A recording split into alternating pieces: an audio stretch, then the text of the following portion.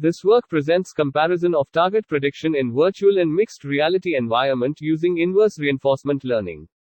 In reinforcement learning, manually tweaking of rewards is necessary until the desired behavior is observed. Therefore, a better way is to learn the rewards by observing expert. Thus IRL learns the underlying reward distribution using expert demonstrations. Expert policy and transition probability is given or obtained from expert demonstrations using methods such as supervised learning. IRL is then implemented to learn the reward distribution. For a robotic agent in autonomous navigation, it is easier to estimate the initial policy and transition matrix. Whereas it is difficult to estimate the same for hand motion during a pointing task which has high uncertainty. To overcome this, sampling-based approaches is recently being used to obtain reward distribution using IRL for tasks with high uncertainty. Video of target prediction using sampling-based IRL is shown. Green is the actual target that is to be selected. OptiTrack motion capture system tracks the finger coordinates. After a certain length, tracking stops and the predicted target is represented by increase in size and blue color.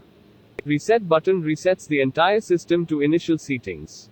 On clicking the red ball, tracking starts again. Sometimes, the algorithm predicts more than one target when the reward for multiple targets nearly matches the total reward of the partial pointing trajectory. Stop recording. We implement a sampling-based maximum entropy inverse reinforcement learning SMEIRL. Stop recording.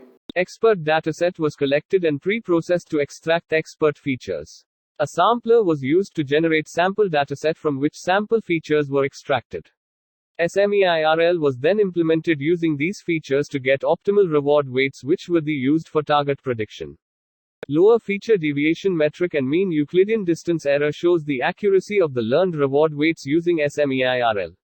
For the initial 55% of the pointing task where most algorithms perform poorly, SMEIRL achieves high prediction accuracy up to 60%.